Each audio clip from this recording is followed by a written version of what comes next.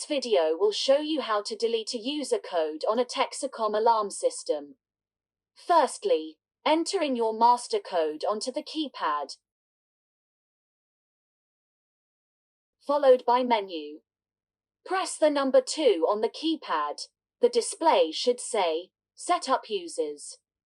Then press the tick or yes button. The display will then show you the next available user slot. Use the arrows to scroll to the user you wish to delete. Then press the reset button. Confirm you want to delete the user by pressing the tick or yes button.